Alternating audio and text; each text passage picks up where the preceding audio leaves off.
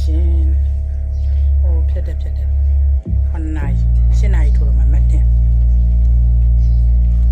အပြီးရေချိုပြန်ချက်လာနှစ်ရက်ဆက်တိုက်ချိုတော့သူကဝါသွားတော့ကြံတဲ့ဟာလေးကိုကျက်သွန်နီလေးနဲ့ပြန်ချက်လိုက်တာသမင်းစားလို့ပြအောင်မယ်ခုပွန်တော့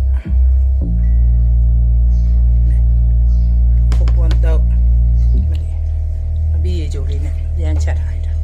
ဒါအခုစားရင်ကုန်မှာမို့လို့တယောက်ထဲတော့ပဲဟုတ်မှာ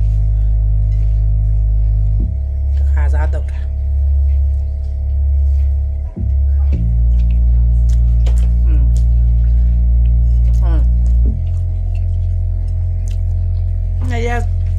နှခါစတိုက်ကြလိုက်တော့မုံသွားသူကမုံသွားတော့ကြမ်းနေနည်းနည်းလေးများလည်းမများဘူး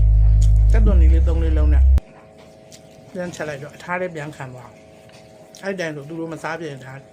လေတော့မှာဒီလေးနည်းနည်းပြန်ထည့်ပြီးတော့ပွန်တော့လေးနဲ့အမနက်စား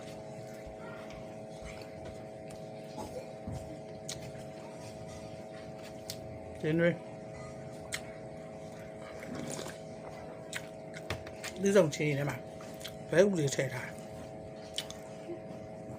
မနက်ကဆွမ်းလိုက်လောင်းနော်အင်းတော့ကွာအဲ့ဒါတော့နေစင်းစားပေါ့ဒါမနက်စား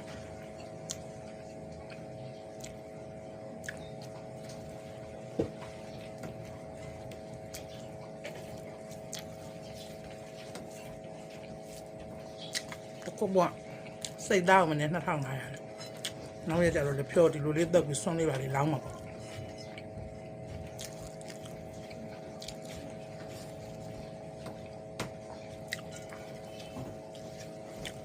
တောင်းနေ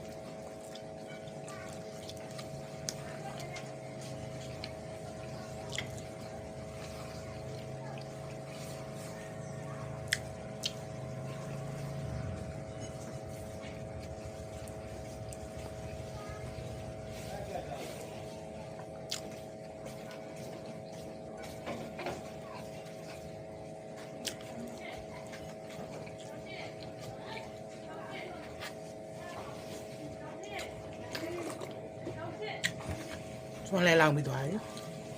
ကြက်လဲကြက်ပြီချဲမယ်မျိုးစနေပူတယ်ရှိတာကောက်ချိုက်တာ